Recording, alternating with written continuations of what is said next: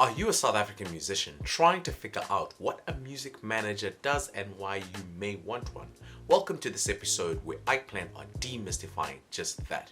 Now, generally before we get going, I like to say that if you want a manager, the only time to consider getting a manager is when there is something that needs managing. So you can't get a music manager when you've just started or if you're not even making money, because the music manager is going to ask for some money and you don't have any money to make. So try get your career going, and generally speaking, music managers can take between 15 to 40% of the amount of money that you're making. So if you're making nothing, don't get a music manager.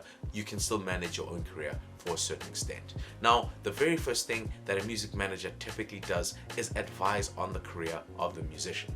Now, this type of advice varies on the type of manager that you may be getting, but this may include types of features, types of promotion, type of sponsors, type of marketing, etc. that musicians may need in order to improve their careers.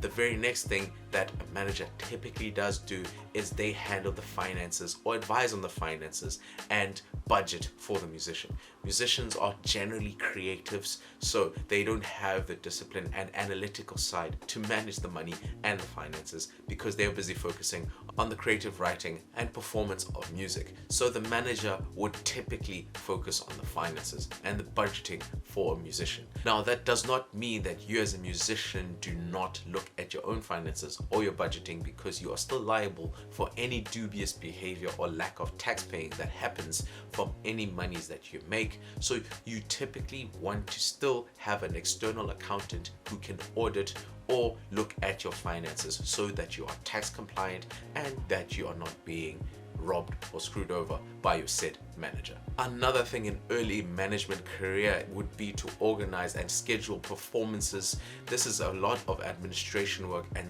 the bigger artists in the world have actually multiple managers. They'll have a touring manager, they'll have a general manager, then they'll have a manager just for that specific song or that specific project. So if you're having an early career manager, they'll also do the work of a touring manager or some kind of booking manager that would book and schedule your kind of performances throughout the whole, more or less, where you are based. The very next thing a music manager does do, though, quite a bit, is to negotiate with contracts and advise on promotional type of contracts or getting endorsements, in other words. So this kind of thing can be done by a manager, but your manager has to be in the know with regards to the legal side of things. So you kind of want to know beforehand the strengths of a manager before you say, okay, go negotiate my contract. If you know more than your manager, then why is that manager the one negotiating on your behalf? But if they do negotiate, also make sure you have an external lawyer so that you're not getting screwed over, because managers also do tend to take a share from the contract that is negotiated, just because they're taking more or less from you all the time. So you want to be able to get a clear contract and get external legal advice if the contract is substantial or has anything to do with royalties that you make.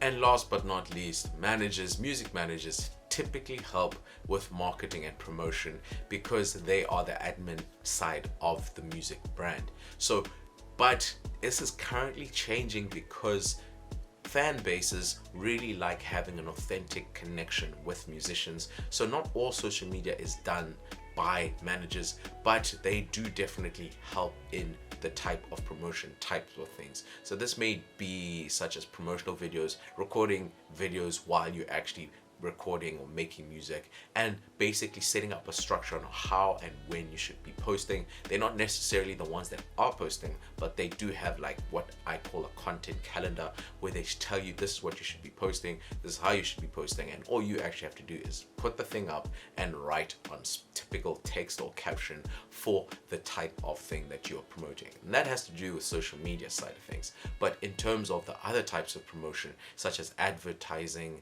on Facebook ads, or WhatsApp ads is a current thing right now, or similar type of platforms like newspapers, press releases, they help with getting that crafted on your behalf, and they submit it where necessary. Now, in terms of promotion, I use a tool called Groover, and Groover has been helping me out with my PR and getting similar things such as blog posts or getting it on radio recently, and also Spotify streams. So Groover is a platform that's almost like a centralized PR tool where you can get contacts with the blogs or the playlists, radios, etc. So I highly recommend Groover, and if you want to know how Groover works, check out this video in the top over here somewhere.